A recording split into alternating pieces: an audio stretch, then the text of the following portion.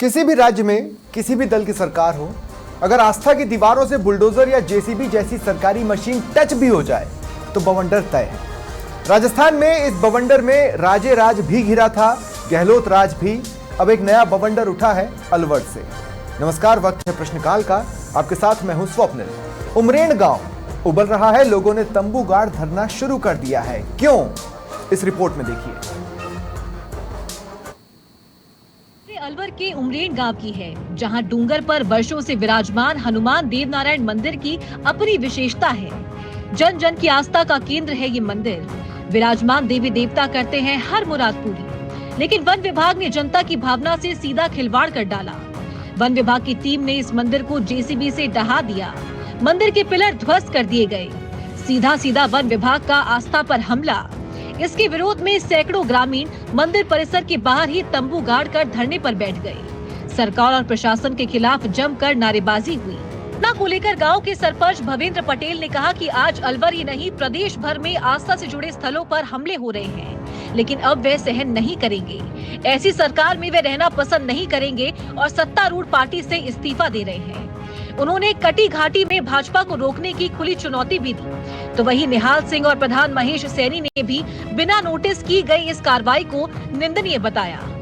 मामला बड़ा और राजनीति चमकाने का मौका, जिसके बाद नेता प्रतिपक्ष टीकाराम जूली भी धरना स्थल पहुंचे। उन्होंने कहा कि ये सिर्फ मंदिर नहीं टूटा है, ये जनता की भावना, आस्था और संस्कृति पर सीधा हमला है। उन्होंने इस मुद्दे को विधानसभा में उठाने की बात कही और सरकार से जवाब मांगा।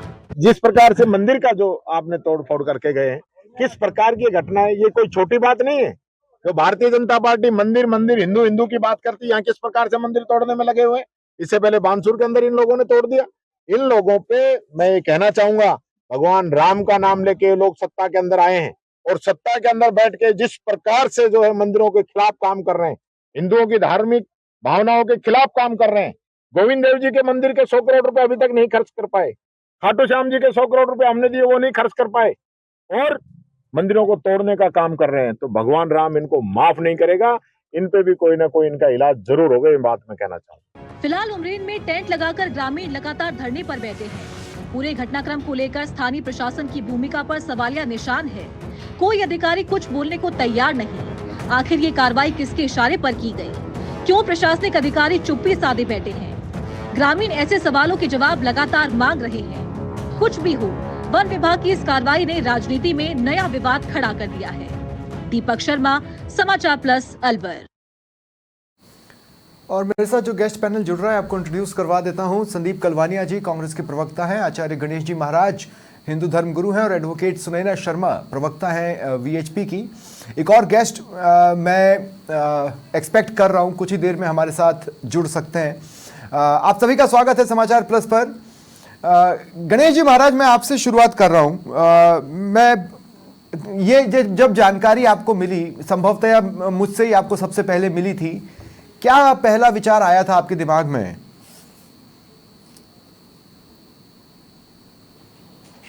महाराज आप शायद म्यूट पर हैं, म्यूट हटा लें। जी, विचार ये आया आदरणीय कि भारतीय जनता पार्टी की सरकार है, हिंदूवादी सरकार, इसको जैसा लोगों की मान्यता है, तो फिर ये तो एक गले उतरने वाली बात नहीं है। एक विचारणीय प्रश्न है ये कि ऐसे कैसे हुआ, किसकी सह पे शासन से, प्रशासन से या किसी राजनीतिक व्यवस्था से हुआ। क्योंकि पुराना मंदिर, जैसा कि जानकारी प्राप्त हो रही है कि वर्षों पुराना हनुमान जी का, देवनारायण भगवान का मंदिर ये। तो एक विचार की बात यहाँ आती है कि ये गले बात उतर नहीं रही कि आखिर ऐसे कैसे, क्योंकि वन विभाग के द्वारा हुआ और उसी क्षेत्र के वन मंत्री जी हैं श्रीमान संजय शर्मा जी, तो उनकी नजर में जरूर ये आया होगा। और आने के बाद बस कोई चीज गलती हो गई तो उसका जो पश्चाताप करके तुरंत उसमें जो त्वरित कार्रवाई होनी चाहिए थी, कार्रवाई चाहिए थी, ये मेरा विचार है।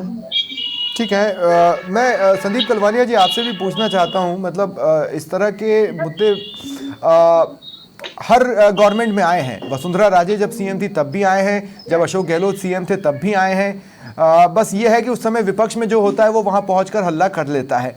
क्या जानकारियां कांग्रेस निकाल पाई? क्योंकि 2-3 तरह की कहानियां वहां पर चल रही हैं।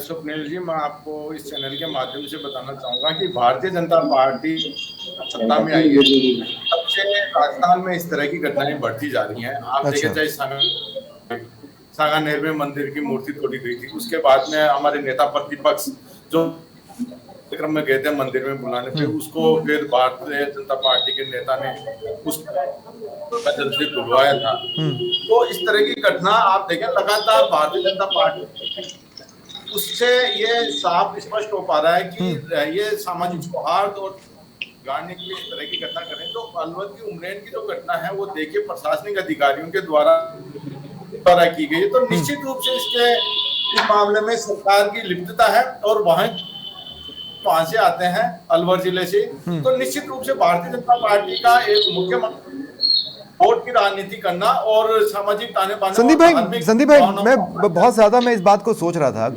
कोई भी सरकार जिसकी एक तरह की छवि हो वो ऐसा रिस्क क्यों लेगी? आप खुद बताइए। देखिए वहां की स्थानीय जो व्यवस्था है उसको लेकर एक वोट बैंक को बुनाने के लिए एक सांप्रदायिक अशांति फैलाने के लिए इस तरह की कार्रवाई की गई है। निश्चित रूप से इसमें सरकार का, तो आपके हिसाब से इसमें कोई अतिक्रमण वाला एंगल नहीं हो सकता, कोई नए कंस्ट्रक्शन वाला एंगल नहीं हो सकता? नहीं संदीप भाई मैं ये बोल रहा हूँ, आप संदीप भाई मैं ये कह रहा हूँ कि आपके लिहाज से इसमें कोई मतलब ऐसा एंगल नहीं हो सकता कि या तो अतिक्रमण था या फिर एक्स्ट्रा निर्माण किया जा रहा था, या ऐसा कोई एंगल नहीं हो सकता आपके लिहाज से? जो हो रहा मतलब जो हुआ वो नियमों के तहत नहीं हुआ आपके हिसाब से? बिल्कुल निश्चित रूप से कोई भी है, अगर कोई मंदिर है तो उसको तोड़ा जाना कहीं पर भी लाजमी नहीं है। आप देखिए वन विभाग के तो वहां पर तो ऐसी कोई व्यवस्था भी नहीं थी कि जिसकी वजह से मंदिर तोड़ा जाए, मगर भारतीय जनता पार्टी ये है कि जहां पर शांति कायम है, जहां पर व्यवस्था बिल्कुल सुचारू, वहां पर एक मुद्दा नया बनाने के लिए इस तरह की कार्रवाई की जाती है। और आप देखें ये वन विभाग के द्वारा किया पूरी तरह से इन्वॉल्व है। आप देखें बाकायदा परमिशन नहीं ली गई, और अगर ऐसे देव मंदिर, क्योंकि अलवर में गुजर बाहुल्य पर सोचने की बात है। देखिए मैं लोगों की आस्था का पूरा सम्मान करते हुए इस बात को कह रहा हूं, हालांकि मुझे भी उतना ही बुरा लगा है, मुझे भी उतना ही झटका लगा है, लेकिन मैं सभी के भावनाओं का पूरा सम्मान करते हुए कह रहा हूं कि वन विभाग ऐसे ही निकल गया हो ये कहना मुश्किल है। लेकिन फिर जब अगर आप इतने राइट थे तो आप दिन के उजाले में सभी के सामने भी चीज़ों को कर सकते थे। अब पता नहीं आपने किस टाइम पर कार्रवाई को अंजाम दिया है, ये मेरी समझ से परे है, लेकिन एडवोकेट सुनैना शर्मा को मैं इस डिबेट में शामिल कर रहा हूँ। सुनैना जी मैं समझने की कोशिश कर रहा हूँ, मल्टीपल एंगल्स हैं, मल्टीपल कहानियाँ आ रही हैं, हम सीधे जंप करके ये तो नहीं तय कर सकते कि भाई वहाँ पर एग्जैक्टली हुआ क्या था। तो मैं तो जाँच का इंतजार करना पसंद करूँगा, लेकिन इसमें भी कोई दौराय नहीं है कि आस्था को ठेस तो पहुँची है।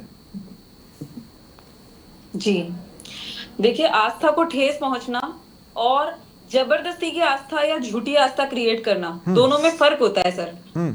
यहाँ मैं ये नहीं कहूंगी कि वहां एक्चुअल में क्या हुआ है, क्योंकि विश्व हिंदू परिषद हमारे कार्यकर्ताओं से, स्थानीय कार्यकर्ताओं से जो मेरी वहां बात हुई है उसके अनुसार अभी तक सारा जो मामला है ये हमारे सामने भी अभी क्लियर नहीं है। जो कार्यकर्ताओं से बात हुई है उसके अनुसार वहां शिव परिवार पहले से विराजित था और शिव परिवार वहां पूरी तरह सुरक्षित है, किसी भी मूर्ति को कोई नुकसान नहीं है, मंदिर को कोई नुकसान नहीं है। और कहना है कि भगवान देवनारायण जी की जो प्रतिमा है उनको नुकसान हुआ है, तो उसमें एंगल ये भी आ रहा है साथ में कि ये जो मंदिर है ये अभी निर्माणाधीन था, अभी वहां उस मंदिर का निर्माण पूरा नहीं हुआ था और मूर्तियां स्थापित की जाने की बात चल रही थी।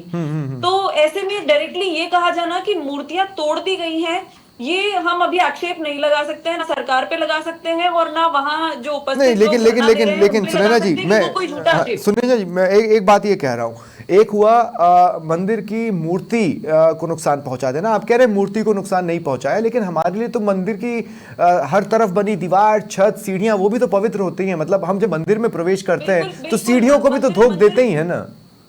मंदिर पूरी तरह से पवित्र होता है तब जब वहां मूर्ति स्थापित हो, उसका पूरी तरह से जो पूजा पाठ करके और पूरी जो क्रिया होती है उसके अनुसार मंदिर की स्थापना करके वहां पूजा शुरू कर दी गई हो। अभी जो निर्माणाधीन स्थान है वो कुछ भी हो सकता है। तो ऐसे में ये कहा जाना, और हालांकि मैं इसको अभी क्लियरली बिल्कुल डिनाई नहीं कर रही हूँ कि वहां मूर्तियां थी नहीं या पूजा नहीं हो रही थी। अगर वाकई वहां पूजा हो रही थी और मूर्तियां स्थापित थी, तो ऐसे में यदि सरकार ने ऐसी कोई कार्रवाई की है तो वाकई ये बेहद निंदनीय कार्रवाई है और दुखद कार्रवाई है, क्योंकि वाकई जिसकी संभावनाएं आपको कम लग रही हैं। और इसके पीछे शायद, चूंकि आप एडवोकेट भी हैं, आप बहुत सी बातों को उस लिहाज से भी जानती हैं। मैं अब जैसे टीकाराम जूली जी ने कहा है, मेरे सहयोगी दीपक शर्मा भी मेरे साथ जुड़ गए हैं, वो और थोड़ी सी रोशनी डालेंगे इस खबर पर। लेकिन उससे पहले मैं कह दूं, जैसे टीकाराम जूली ने कहा है कि विधानसभा में वो इस मुद्दे को उठाएंगे, उठाया जाना चाहिए। कांग्रेस उठाए या बीजेपी के विधायक भी उठाएं, जवाब विधानसभा में आना चाहिए। आपके चैनल के माध्यम से मैं एक चीज बताना चाहूंगी, राजस्थान में नहीं पूरे देश में एक बड़ी समस्या है। बड़ी समस्या यह है कि किसी भी प्रकार का सार्वजनिक निर्माण हो, मंदिर हो, मस्जिद हो, गुरुद्वारा हो या किसी भी प्रकार का ऐसा धार्मिक स्थान का निर्माण अगर किया जाना है तो उस निर्माण के लिए ये अति आवश्यक है कि वहां के कलेक्टर को इसके लिए सूचना दी जाए और कलेक्टर से इसकी परमिशन ली जाए। तो यहाँ पे ये लीगली रिक्वायर्ड है। बीइंग एडवोकेट मैं आपको ये बात बता सकती हूँ। तो यहाँ क्या ये रिक्वायरमेंट पूरी हुई थी या नहीं हुई थी, ये भी जांच का एक विषय है और बड़ा गंभीर विषय है, क्योंकि ऐसे ही कहीं पे किसी भी चीज को स्थापित कर दिया जाना नहीं, पर लोग गलत नहीं बोलेंगे। मैं ये एक्चुअली इस बात को नेग्लेक्ट नहीं करना चाहिए कि एक पूरा गांव तंबू गाड़ कर बैठ गया है। इसका मतलब है कि वो गांव अगर 10 दिन से भी जा रहा था, अगर 10 दिन से भी जा रहा था तो उनकी आस्था जुड़ी हुई थी। संपूर्ण विश्व हिंदू परिषद जो है वो संपूर्ण हिंदुओं के सदैव साथ है। ठीक है, हम पूरा यहाँ पे सुनैना जी, मैं आगे आपके पास आऊंगा, लेकिन उससे पहले दीपक शर्मा, मैं आपसे जानना चाहता हूं एग्जैक्टली हुआ क्या क्या है। ये मंदिर कब से वहां पर थे? क्या वहां पर समय समय पर या किन्हीं खास पर्वों पर मेला सा लगता था? और दूसरा, जो कार्रवाई हुई है उस पर एडमिनिस्ट्रेशन का कहना क्या है? ये कार्रवाई की क्यों गई है?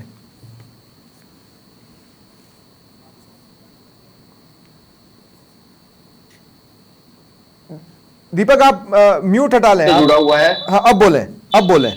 म्यूट हटा ली।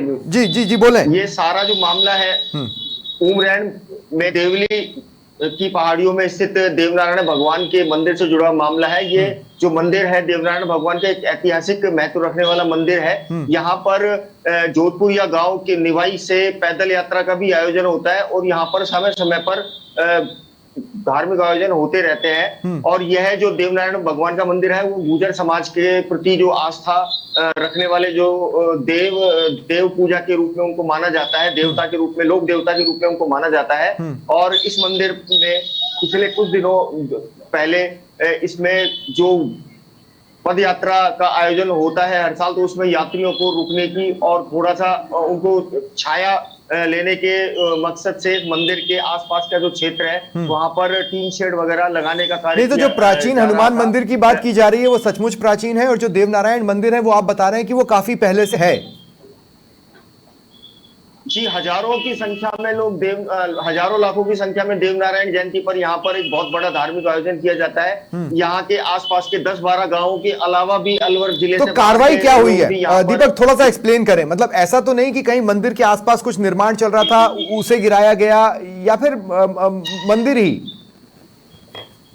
जी, यहाँ पर मंदिर में जो यात्री दूर से आते हैं उनको ठहरने के लिए, रुकने के लिए छाया छत शेड का निर्माण किया जा रहा था। उसको वन विभाग द्वारा हटाया गया है। वन विभाग ने का कहना है कि यह जो क्षेत्र है वो सरिस्का के कोर एरिया में आता है और इसको अवैध माना गया है और इसी को अवैध। अच्छा, मतलब दीपक आप ये कह रहे हैं कि वहां पर शेड बनवाया जा रहा था, है ना? दीपक आप ये कह रहे हैं कि वहां पर एक्स्ट्रा अपनी तरफ से शेड बनवाया जा रहा था, जिसे वन विभाग ने सरिस्का के क्षेत्र में आने की वजह से गिराया है। मंदिर को नुकसान नहीं पहुंचाए? दोनों ही मंदिरों को नुकसान नहीं पहुंचा या पहुंचा है? जी, मंदिरों को नुकसान पहुंचा है और मंदिर जो है वो गिराऊ स्थिति में है। महादेव जी का जो मंदिर है और हनुमान जी की जो प्रतिमा वाला जो मंदिर का ढांचा है वो लगभग गिरने की स्थिति में है। वहां पर कल जब गुरु पूर्णिमा के अवसर पर वहां पर जब श्रद्धालुओं ने वहां पर आए और जब वहां पर तोड़फोड़ की कार्रवाई की तो मामला एकदम उग्र हो गया और फिर मूल लोगों ने, ग्रामीणों ने उसको ढांचे को नहीं तो थोड़ा सा हनुमान हल्के से मंदिर पर मरम्मत क्यों, करके शेड लोगों तो ने देवनारायण मंदिर के पास बनवाया जा रहा था, हनुमान मंदिर पर क्यों कार्रवाई हुई है? जी वो हनुमान मंदिर, देवनारायण और महादेव जी का जो मंदिर है वो तीनों एक ही जगह पर स्थित है। अच्छा ठीक है, ठीक है, ठीक है।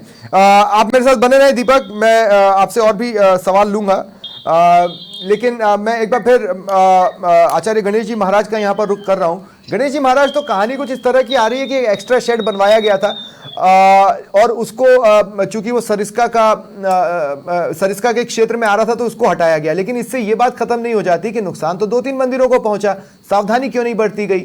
अगर किसी शेड पे ही चलाना था तो शेड पे चलाना था। देखिए ये इनके द्वारा अभी ये जानकारी प्राप्त हुई है अपने को कि ये मंदिर जो है पुराना था और भगवान शिव का, हनुमान जी का, ये अपने भगवान देव नारायण का है, पुराना है, ये तो तय है। और इसमें यदि किसी भी साइड वगैरह का निर्माण हो रहा है तो उसमें कहीं कोई अनुमति का तो कहीं कोई प्रश्न ही नहीं पड़ता है, क्योंकि आसपास की जगह 10-20 मीटर की जगह होगी, 100-200 गज की जगह होगी, वो मंदिर के क्षेत्र में ही, इसमें कहीं कोई गुनाह का विषय नहीं आ रहा है। गुनाह इतना है कि गुरु पूर्णिमा के महोत्सव के उस उपलक्ष्य के अंदर में, उस महापर्व के ऊपर में वन विभाग के जो है इसमें कहीं नहीं है, ये बेस्ता की बना रही है, इसका स्पष्टीकरण होना चाहिए शासन के द्वारा। इसमें किसी प्रकार की या लीपापोती या राजनीतिकरण बिल्कुल नहीं होना चाहिए। और किसी ये दोष तो दोनों पार्टियों में हो रहे हैं। कांग्रेस की सत्ता में भी कम से कम राजस्थान में कई मंदिरों का जो है नुकसान हुआ है, जिसके अंदर में अपन खाटू श्याम जी का जो मुख्य द्वार का नुकसान हुआ था, और भी कई मंदिर से आए। और अभी जो है भारतीय जनता पार्टी की जहां तक बात आती है तो उसमें लीपापोती या किसी संगठन ने हम लीपापोती की जो ये समाज का मुद्दा है, ये हिंदू और सनातन, इसलिए हमें गंभीरता से लेते हुए शासन को ये जो है स्वीकार करना चाहिए कि हमसे भूल हुई है, गलती हुई है। इसमें जो लोग आ रहे हैं, कितना भी बड़ा हो, कोई भी व्यक्ति हो, उसको जो है स्वयं आगे बढ़, इसकी क्षमा प्रार्थी होनी चाहिए। और मंदिर का जितना जिन खंभों का हुआ उसकी जो है पुनरावृत्ति ढंग से हो। फिर भी कोई बात आती है तो इसमें जहां तक हम लोगों का मतलब, हम एक धर्म गुरु के रूप में जो हम किसी प्रकार का जो है लोलीपोप की भाषा में बात नहीं कर सकते। हम इसको गंभीरता से लेंगे। 2-5 दिन के बाद में यहाँ जाना हुआ, कोई बात करनी पड़ी तो बात की जाएगी। ठीक है। संदीप कलवानिया जी, कहीं ऐसा तो नहीं कि कांग्रेस से जल्दबाजी हो गई है इसमें, इस मुद्दे को लपकने में? मतलब मैं आपसे पूछना चाहता हूं कि मान लीजिए अगर कोई शेड बन रहा था और वो सरिस्का क्षेत्र में बन रहा था, तो वो तो बिना किसी परमिशन के ही बन रहा होगा, तभी तो वन विभाग वहां पर पहुंचा। लेकिन उसके बाद जो कुछ हुआ वो क्वेश्चनेबल है, वहां तक आप राइट हैं। क्या लगता है, कांग्रेस से जल्दबाजी तो नहीं हो गई मुद्दा लपकने में?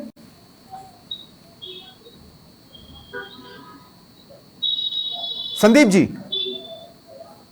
नहीं, ऐसा बिल्कुल भी नहीं है। हम एक जिम्मेदार प्रतिपक्ष के तौर पे हैं। इस प्रकार से भारतीय जनता पार्टी चुनाव में एक वोट बटोरने का जो हिंदुओं का एक काम करती है, वो सनातन की बात करती है, हिंदुओं की बात करती है, और उसके शासनकाल में आप देखिए घटनाएं हो रही हैं।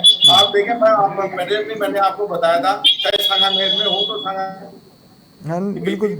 हमारे नेता प्रतिपक्ष आप अलवर में देखें, अलवर में नेता प्रतिपक्ष बुलाया गया था, उसमें भी काफी बड़ा नहीं, लेकिन संदीप भाई अलवर में गहलोत राज में एक कार्रवाई हुई थी, आपको याद होगा, वो दरवाजे को लेकर। तब कांग्रेस इतनी एग्रेसिव नहीं थी, तब कांग्रेस काफी संयमित थी, अगर आपको याद हो। थोड़ा सा इतिहास में ले जा रहा हूं आपको। मंदिर है ये। आप देखें अलवर का जो महाभारत काल में हुआ है, चाहे पांडुपुल हो चाहे भद्री हो, उसमें महाभारत काल में हुआ है। और मंदिर जैसा तो उस स्थान वहां वन भूमि में ऋण में ही होता है, पहाड़ों पे ऋणी पे नहीं।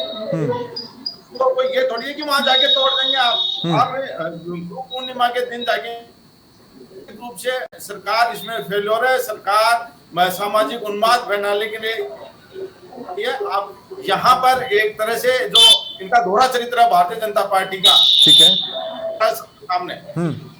और मैं आपको बताऊं, हमने दिया 100 करोड़ का फंड दिया था, श्याम जी के लिए हमने 100 करोड़ रुपए का फंड दिया था, वो आज तक भी इन्होंने तो भारतीय जनता पार्टी की जो ठीक है। सोच है सिर्फ वो वोट लेने की सोच है।